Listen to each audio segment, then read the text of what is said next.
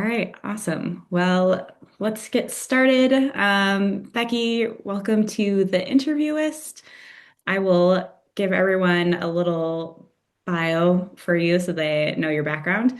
Becky is the founder and chief research and content officer at Redpoint, which is an agency that partners with B2B tech firms to elevate their market presence and brand recognition through original research and authoritative insights. Prior to Redpoint, Becky spent about 17 years as a freelance B2B tech content marketer, copywriter, consultant. She's also worked as a PIO officer for the town of Avon in Colorado and in nonprofits in the communication field. Becky, welcome to the interview. Thanks so much for joining me. Yeah, thanks for having me. Excellent. Well, I really want to focus today on your work with surveys, research, data, and pulling insights out of those through interviews. But first, I've got a few kind of more general questions that I ask everyone at the top. To set some context, can you tell me a little bit about just your current involvement with interviewing and what that looks like? Yeah, overall, my content marketing agency creates thought leadership content. And I think a big part of any thought leadership is getting insights from the thought leaders within an organization as well as industry thought leaders. So even when we're not doing kind of survey based or quantitative data type of reports, the other type of content we're doing often lends itself to needing a lot of interviews with like I said, both internal or external subject matter experts around a topic.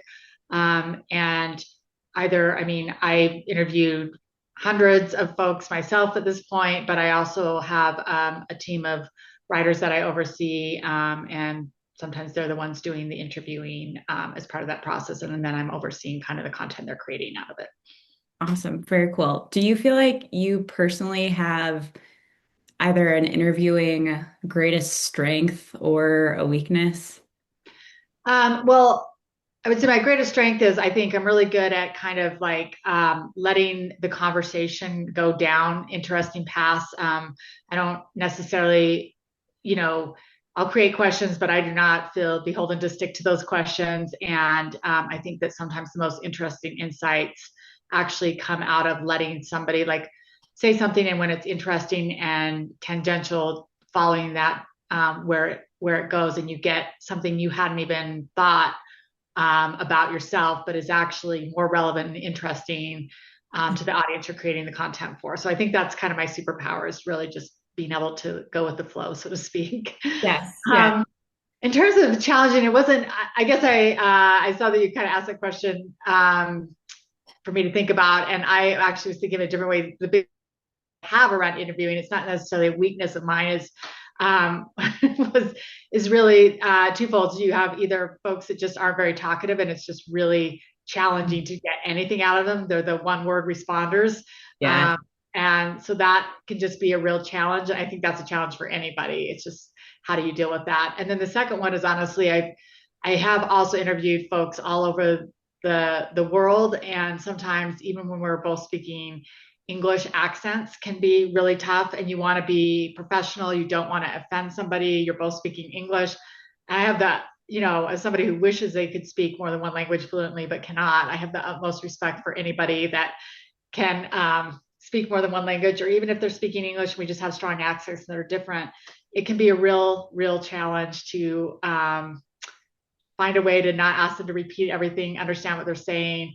And sometimes I've had to do a lot of back end work. So I would actually say I've taken that challenge and turned it into a strength of like getting really technical details from like engineers in India and being like, oh my gosh, there was a lot of missing pieces in there. I didn't understand everything. And going to forums and Reddit and other places to try to patch it Oh, together so that interesting. I could be professional, not be offensive to them, ask for some follow up, but not so much that it became annoying, for me and I didn't want to say like, I really cannot understand what you're saying. Yes. So I think that can be a big challenge too when you have that kind of just real, truly communication issue, how to solve it. So Totally, totally. I feel like that's a double pronged challenge too, right? It's how do I not offend them, but I need to understand what they're saying, especially in B2B tech where you have more technical, sophisticated language concepts. But also, I've run into sometimes people will know they have a heavy accent or hard to understand, and it'll be a little extra work to get them to open up because they know they might be harder to understand. So it kind of goes both ways, I find. Yeah, and I'll use things like, but you can only use them so much, like little crutches, like, oh, I'm sorry, I must have a bad connection. Could you repeat that? Like, I Yeah. try to put it on something else, but you can't say like every 2 minutes, sorry, my connection's still really bad. Can you repeat that? Yes. And then also try and like when you record, you're hoping that maybe the transcript somehow got more than you got. Yes, I have found sometimes the transcript services will catch something that I have just heard totally differently. I'm like, oh, yeah, perfect. Thank you. So it's really, I feel like it's this very complicated dance of trying to do what you can on the interview and then trying to put the rest of the puzzle together after the interview and Yeah. still come out accurate.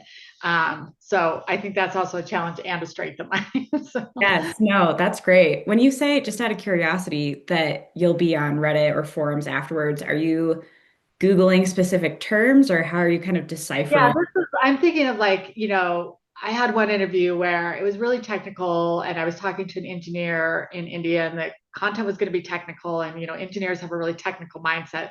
So I really did not know, I didn't have the level of depth. I mean, I have a really deep tech background. So a lot of these things I go in and I can kind of piece it together because I have a lot of knowledge, but they were getting beyond my level of knowledge. Yeah, So I took the notes that I could take and then I went to like all of these to Reddit, but also other like community forums. Like I think it's been years since this one that I'm thinking of, but like they were doing something with Informatica and um, data and how they were piecing it together. And I went to forums on Informatica, kind of Googling like some of the keywords that had come up so that I yeah, could better understand how this whole process works. So I was finding other engineers that were saying like, well, how do you do this and this and this and this? And I was like, okay, well, that's what he was talking about. Here's somebody else is listing out the steps and it's written out in this deep technical forum, yes. on a vendor site, but I found it and now I can work with that and what he gave me and put those together. And now I can write an article that's going to be accurate and understandable. So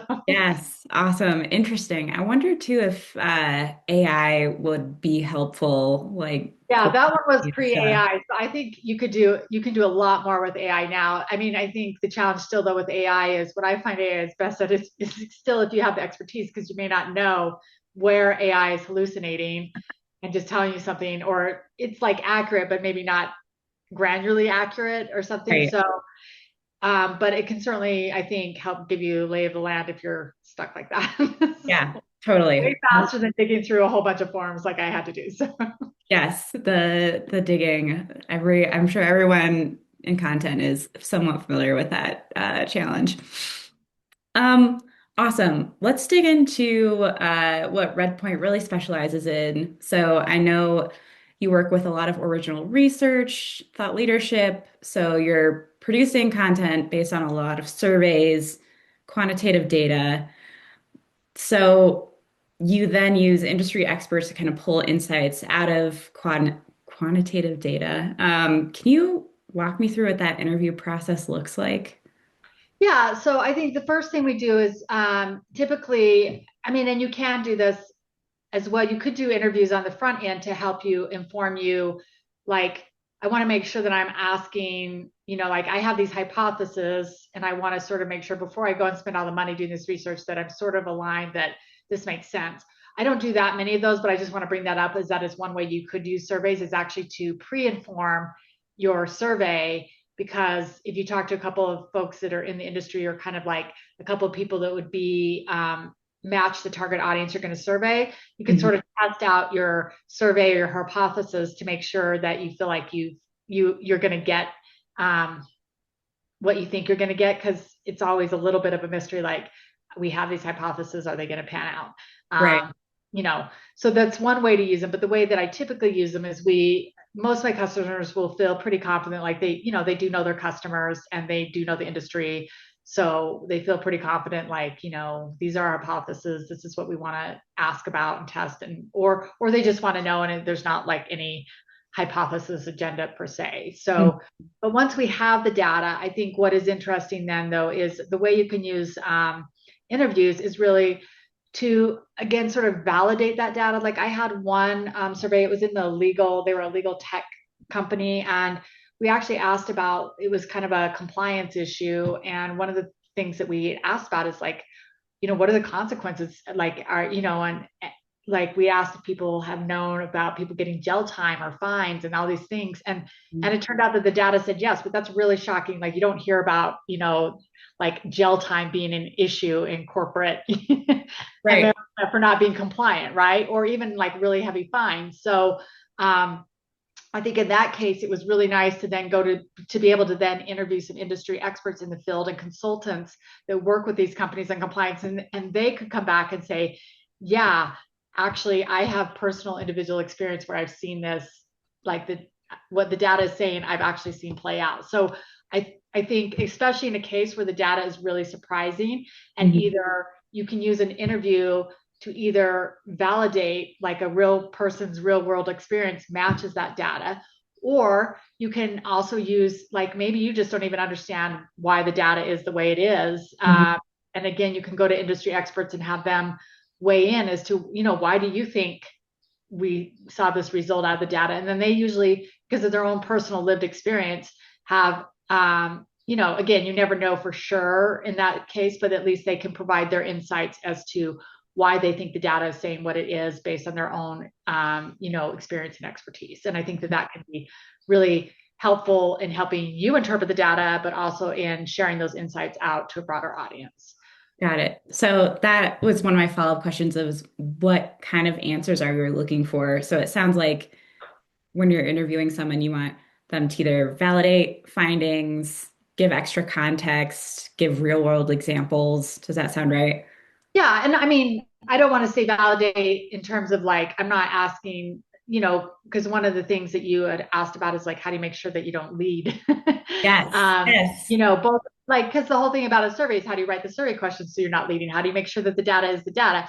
And let's all be honest that, you can, and people do, and you can manipulate data however you want. You can also manipulate people's words, Right. so in context, right? So let's be honest, that that's always a play. But I do try, I really try to approach these whole projects with integrity and data quality as, Mhm. something that I pride myself on, and Redpoint prides itself on delivering to clients. I'm not out there just trying to do like shady marketing and Right. no. So I do want to say, like, in the case I gave you, it was like a validating because I knew that it was going to be really, I was shocked by it. I didn't actually expect that high of percentage of the data to come back that way. And so it was more than anything, it was just helpful to have somebody validate it. But the other way, I try to ask the questions to the way I give the questions to the subject matter experts, whether they're internal or external, is, you know, data with them. And either I'll just share, like usually with industry experts, I don't want to overwhelm them. If we did, we might have Right. 100 slide PowerPoint with all of the data. I Right. have a few relevant points. So I want to just share the data around what we want them to weigh in on. So I'll Mhm. share that specific data, but I don't ask like, do you agree with this or what's, I'll just say, here's the data that we have, you Mhm. know, what are your thoughts on this? Why do you think this data is the way it is? Rather than being careful not to use leading terms like, do you agree? Do you disagree? Mhm. Trying to make sure that it's really presented to them more neutral, and that we just want their input and feedback and their industry expertise on why it might have come out the way it came out. Yeah, it sounds quite a bit like journalistic reporting, kind of just laying the facts out there and being like, you tell me what this means versus, yes, this looks like you were expecting, right? Right. Yeah. Um, one thing I'm curious too, you've mentioned talking to outside experts. Do you prioritize talking to external experts versus SMEs from your client, for example? Is it client by client? How do It's you? client by client and project by project. It depends a lot on what the goals are Mhm. of the project and the report and who the audience is. I mean, there's a lot of factors that go into it. And so, I mean, and I will say, you probably know this, as well as somebody who interviews. I mean, getting industry experts and outside experts is its own challenge in terms of, so some of it just depends on the reality of whether or not we can get those. Yeah. And that depends on my clients' relationships and connections in the Mm, industry. hmm.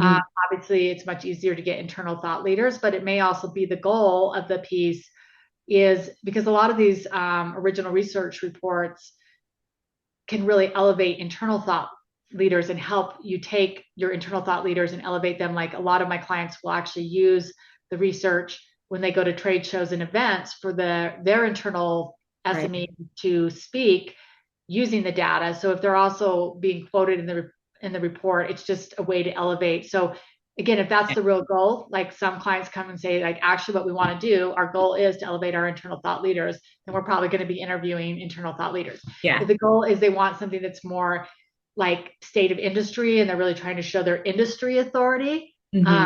there's different ways you can step up your authority, right? Yeah. So, and if it's more of an industry authority play, then we will probably try to get more like outside external industry experts to bring into the report.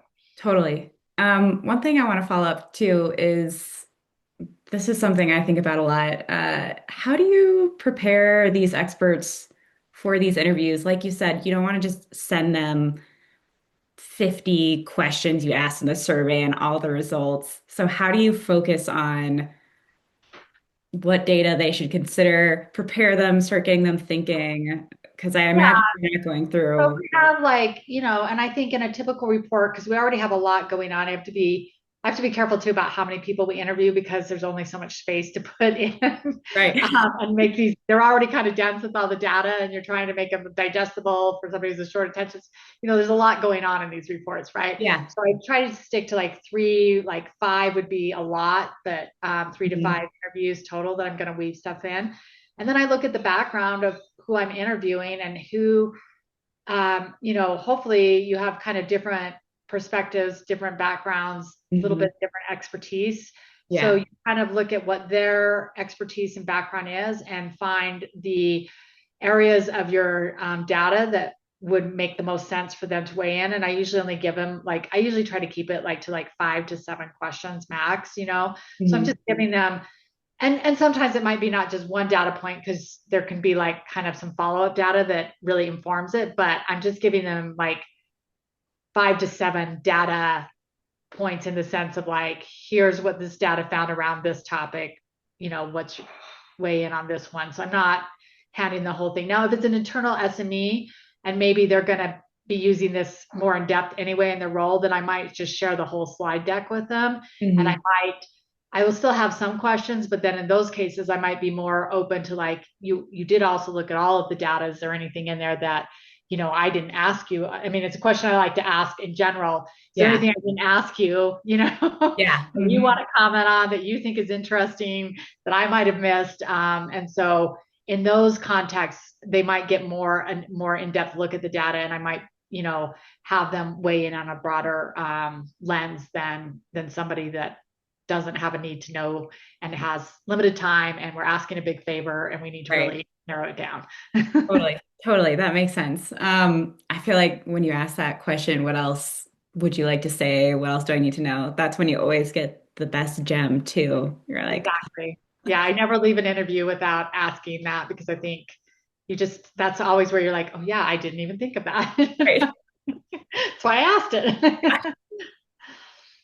One thing I'm curious about, this is a little bit of a worst case scenario, but if someone is a writer, for example, and I'm thinking maybe of past agency experiences I've had. You're thrown on a client, you're not super familiar with their technology or their solutions yet, and maybe the survey is on something that you don't feel on the same technical level as. How do you even know where to start asking questions to figure out what's important? um, well, I mean, for me personally, I wouldn't put a writer in that Yes. position, but I know what you're talking about.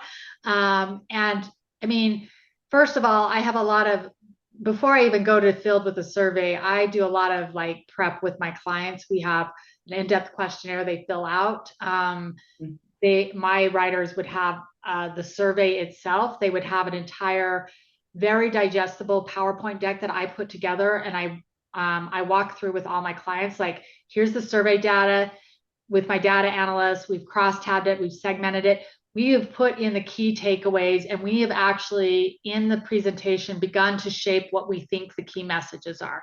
Yeah. So when the writer takes it over, all of that work has already been done. So I would find it hard for them to have no kind of bearings at Yeah. that point because of the prep that the way I run my business and the way we run our projects. Totally. Uh, but if let's just take your hypothetical and say that a writer were in that position, I mean, let's say it was myself even for some reason, I think any good writer, one, should go do their research.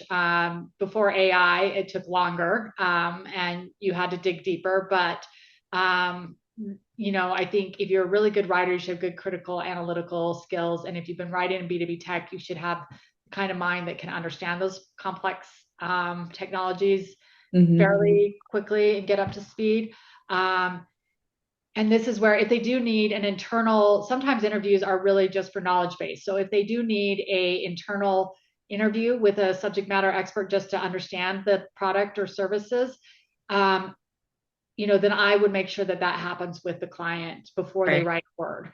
Mhm. And so whether it's this kind of survey based or just other thought leadership, if that needs to happen, whether it's me or another writer on my team, there will be internal subject matter interviews that are just simply to get the lay of the land and onboard this client and their technology. So Yeah. that would be the first way to do it. And then obviously there's AI now, which I think can help quite a bit, Yeah. again, in surfacing, helping you understand features, technologies, products, kind of getting that whole overview.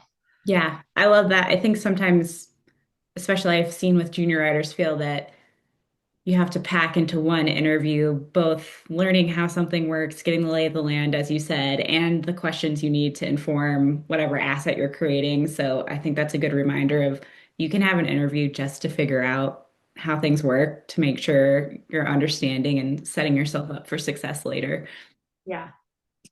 Um, I guess zooming out a little bit more, do you have any other advice for conducting interviews about quantitative data in general and gleaning insights?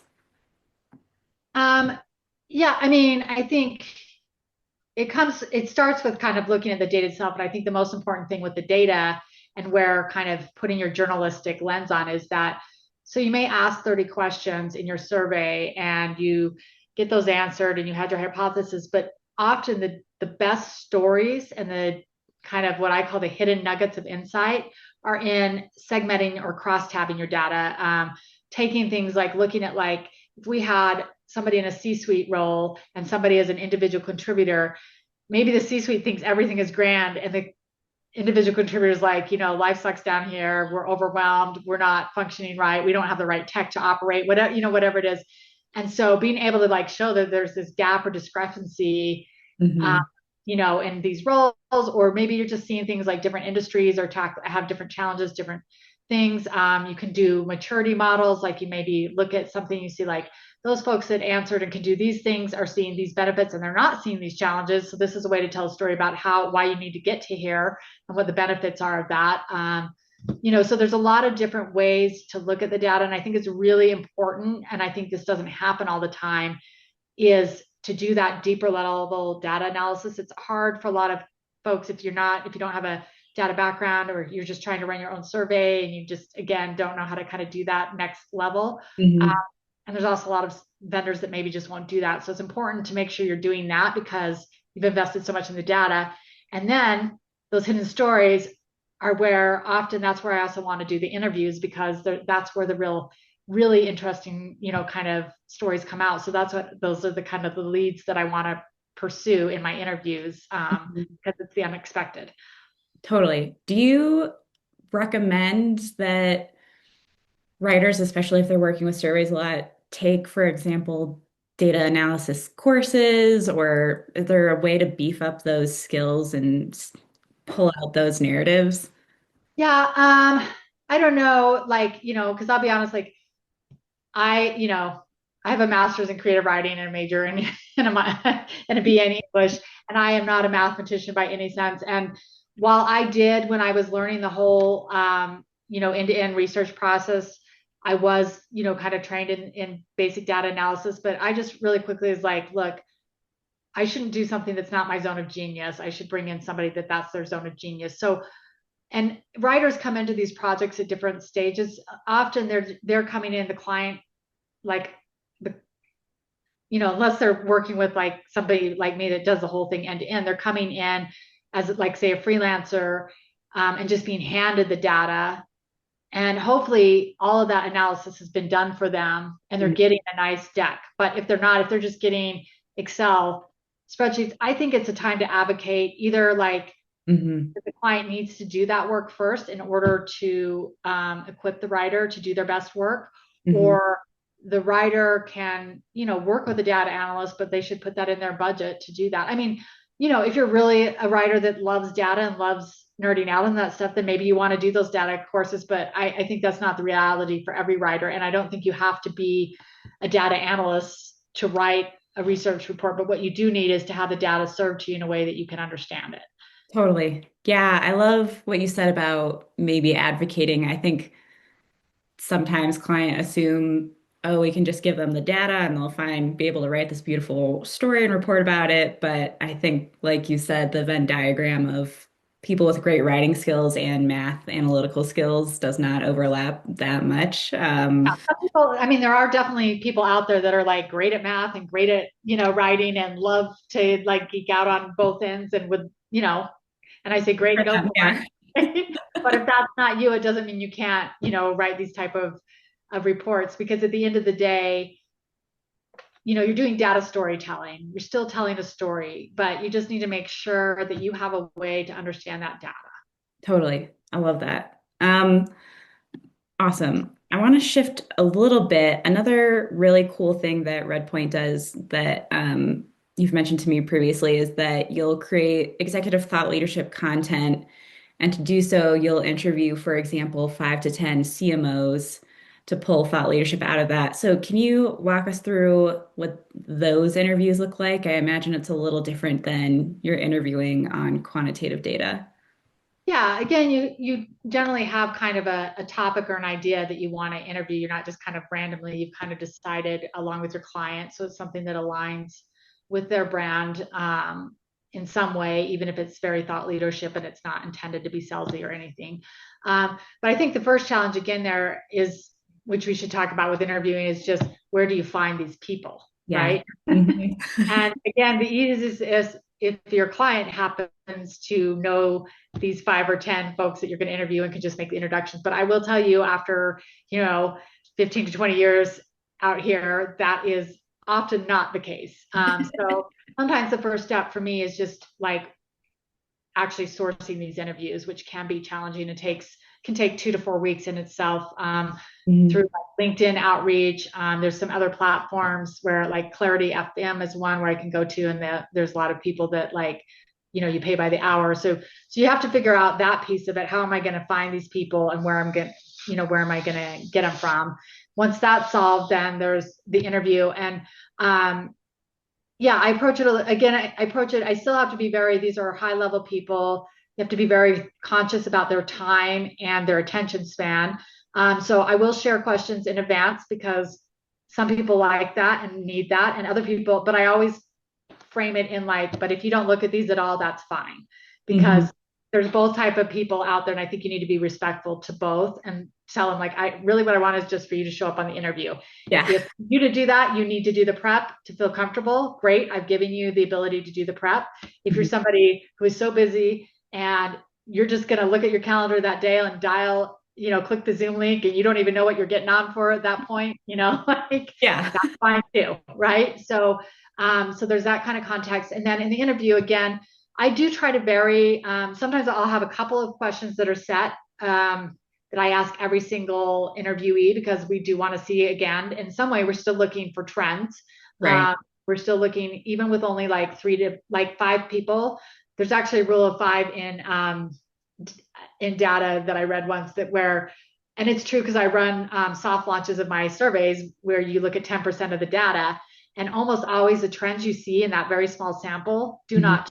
So even though you're only interviewing 5 folks, if there are 5 folks with similar backgrounds in a similar industry and they're all telling you the same thing, you can feel pretty confident actually that that is really what's happening out there. It's not that Interesting. these 5 people just randomly all happen to coincide with the same Yeah, thing. So I do like to have some questions that are across the board for everybody. And then I usually have a couple of questions that I will look again at their unique background, expertise, company they're working for, whatever it is, to bring in again, so that I also have some interesting insights that differ across people so that I don't also end up with quotes that are all similar, all the same but right. different, Yeah, that they can all weigh in on different parts of the story, so to speak. very cool. A quick follow-up on the sourcing. Do you ever offer incentives? And sourcing is so hard. How do you get Yeah, some of I the, do. If I have to go out and find them on LinkedIn, I will offer, and you got to offer enough if you're, I mean, you have to look at the level you're trying to source from. So if you're actually trying to source like CMOs, you got yeah. to offer $100 to $200 Amazon gift card for Hmm. 30 minutes of their time. So I budget that into the overall project that I'm doing with the client. I mean, that's part of the budget is the time and research it takes to find these people, and part of it is to incentivize them, Right. to do the interviews. And if you go to Clarity FM, you're going to pay, they post their own like per minute rate, which is usually somewhere between, 150 to $500 per hour, depending on what the person, and you're just going to pay their rate for how long you talk to them. So, Yeah. um, you know, however you do it, you almost, if you don't have a relationship with them and a Mhm. relationship with them or somebody who can connect you. Now, if you have any kind of relationship connection, I think you can do it without incentives. If you're really out there just cold outreaching and you're Yeah. asking for this, you're probably going to need to incentivize. Yeah. The $10 Starbucks gift card might not make the cut. No. Awesome. This is all such helpful information. I have a few kind of rapid fire questions to wrap up, but before I do, is there anything else just as we've been talking about these thought leadership interviews or the survey interviews that you want to mention that's come to mind? Yeah, it just popped in my head about the incentives. The other thing I wanted to say is, in addition, like the other way to really incentivize people that I think is important is to let them know how you're going to use the content and how it's going to build their thought leadership and reputation as well. So if even if I'm offering a paid incentive or if I'm not, either way, I like to let them know like this is going to go out to X, this is going to go out to my clients email list of X so many. They're going to publish it here and they're going to publish it there. They're going to try to get PR and these publications. I want them to know how they're going to benefit from doing Mhm. these interviews and how it's going to elevate them. And also just transparency, and sometimes they also need to get internal sign off Right. and all of that. That's another piece of letting them know that they will have a chance to, in true journalism, sources don't have a chance to like review their quotes and stuff, but in B2B content, sources have a chance Yeah. to review their content and approve it. So I always make sure that they know that. So I think that's another key part of getting participation in interviews. Yeah, I love that. I love the idea too of reminding them all the places it will be distributed. This isn't just going in a black hole somewhere that no one will see. Awesome. Well, I have a few quick questions. I call these kind of the rapid fire general interviewing questions. We can feel free to pass to some of them are kind of big picture, but first, do you have a most memorable interview that comes to mind? And if so, why? Yeah. Well, the bad one was when I told you about the Indian engineer that I really struggled with. But the positive one, I was given a project. I was interviewing CIOs at school districts across America, and I actually traveled to these roundtables. Oh, This was pre-COVID, and it was really about the digital divide and how CIOs were trying to close that gap. And there was just so many creative, inventive ways. In Omaha, Nebraska, the school district had like gotten these buses and they've equipped them with Wi-Fi and we're parking them in neighborhoods or near the church on Sundays to give kids access. It's just they were just I guess maybe because it felt like a meaningful project to me. It was really yeah. memorable to me to have that opportunity and to just really see like how these what you think of a CIO as just a tech person, but how what they were doing really mattered to giving kids access and learning opportunities. And I just really enjoyed that project and those interviews. Yeah, that sounds awesome, especially that you got to go see in person versus just being on Zoom for the entire project. That sounds Yeah, nice. I had a client that paid I traveled to 3 different locations around the country and they were having these roundtables. So there was a bunch of CIOs at each roundtable. And yeah, so it was very much like a journalistic project more Yeah. so than most. So Very cool. Awesome. Next question. Do you have any interviewing inspirations, muses, or role models? I think I love Terry Gross. I think she's an amazing interviewist. So she would probably just be my role model. I think she always has thoughtful questions and great ways to draw insights out of folks. Yeah, she's an icon. The interviewing icon. I should just make her the logo for this show. But that frankly is all I had for you. This has been so informative. Before we wrap up, anything else that you want to mention that people should know about you, Redpoint, interviewing, anything else? Yeah, I don't really think so. If people want to connect with me, I'm active on LinkedIn, and then they can also go to my website, www.redpointcontent.com. Awesome. Perfect. Well, Becky, thank you so much for joining us at the interviews. This has been great. Yeah, it was great to be here. Thanks, Sarah.